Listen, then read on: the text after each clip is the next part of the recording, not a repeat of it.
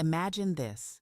You're at a party, or maybe at work, and a colleague turns to you and asks, "So, do you have any plans for the summer?" Or, "Tell me about your last trip." Your heart starts racing. You want to describe the beautiful blue ocean, the delicious food you ate, and how relaxing it was. But your brain just gives you one word: good. You say, "It was good." And then, silence. Awkward, right? We've all been there. The problem isn't that you don't know English. It's that you're missing those natural connectors and expressive words that make a conversation flow. Vacation talk is the ultimate icebreaker, but to really connect with people, you need to go beyond the basics of your old school textbooks. Hi everyone, I'm Sarah. Today, we're going to fix that. In this video, we're doing a deep dive into real English conversation practice. I've invited my friend Mark to help us. We're going to simulate a real chat about vacations, and I'll be stopping to explain the vocabulary, the pronunciation secrets, and even the small mistakes that almost every beginner makes. By the end of this lesson, you'll have a travel toolkit of phrases ready to use for your next conversation. But before we jump in, take a quick second to subscribe to the channel. It really helps us create more free lessons for you, and you won't miss any of our weekly practice sessions. Done? Awesome. Let's bring in Mark and start the trip.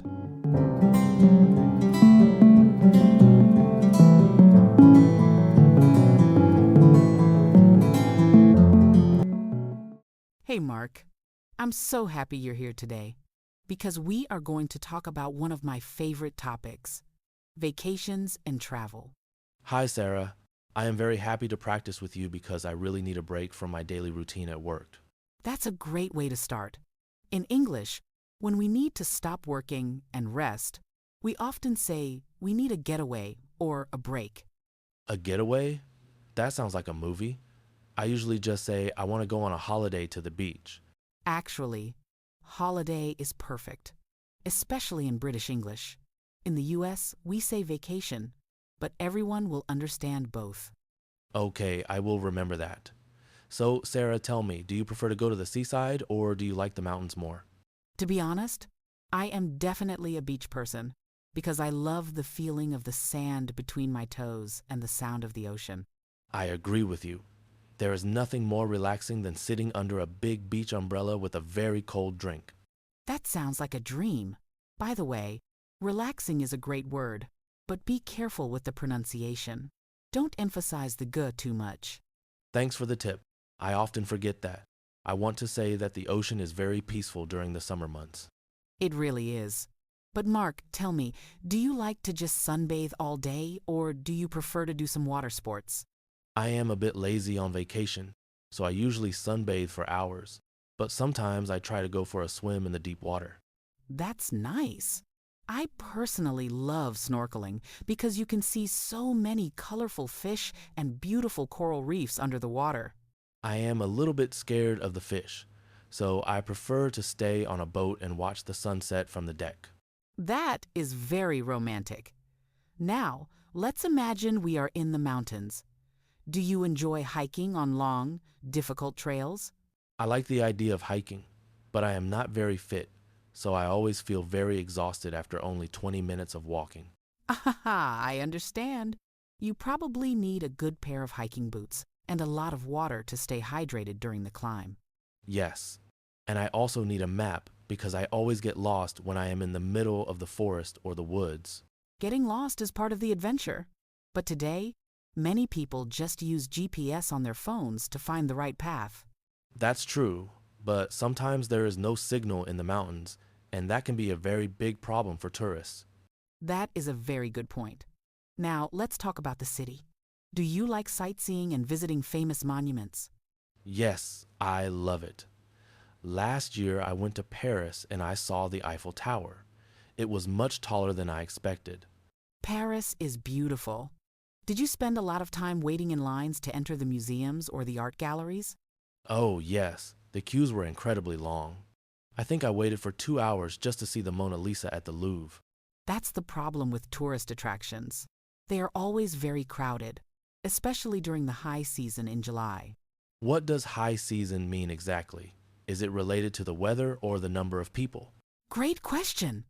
High season is the time of year when the most people travel, so prices are higher and places are busier. I see. So it is probably better to travel during the off season if you want to save money and have more peace. Exactly. You are learning very fast. Now, tell me about your accommodation. Do you usually stay in luxury hotels?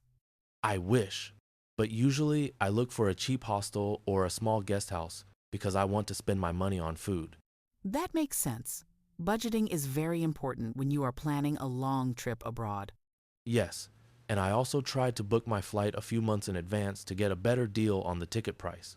Smart move. Speaking of flights, do you usually get jet lag when you travel to a different time zone? Oh, it is terrible. I feel like a zombie for the first 3 days because my brain thinks it is still nighttime. I know the feeling.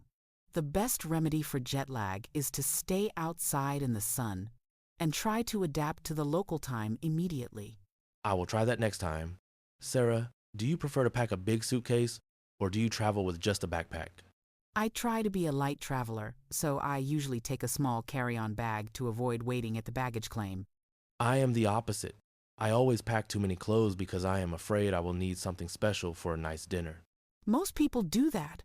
But remember, you can always find a laundry service or just wear the same jeans twice. That is true.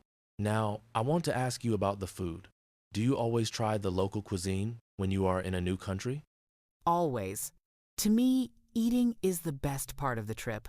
I love visiting local markets to see all the fresh ingredients. Me too, but I am sometimes afraid of street food because I don't want to get sick during my vacation. It's good to be cautious, but often the street food is where you find the most authentic flavors of the culture. Maybe I will be more brave next time. I really want to try the spicy food in Thailand or Mexico. That's the spirit. Now let's practice your past tense. Mark, tell me, where did you go for your last vacation? Last summer, I go to Italy with my family, and we have a very great time in the countryside. Wait a second. Remember, we are talking about the past. So go becomes went and have becomes had. Ah, sorry. Let me try again. I went to Italy and we had a wonderful time visiting the old. Perfect. And what was the best thing you ate while you were traveling around the country? I ate the most delicious pasta with truffles. It was very flavorful and the service was excellent. That sounds amazing. Did you have any trouble with the language barrier while you were there? A little bit, but I used a translation app on my phone and I also used my hands to make gestures. Gestures are a universal language. Most people are very happy to help if they see you are trying to speak a few words. I learned how to say thank you and please in Italian.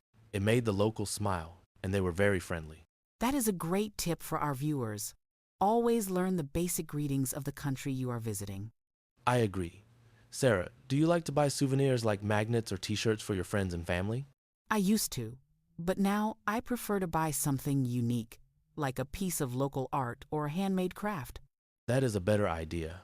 I usually just buy a postcard and write a small message to my parents. Postcards are a classic.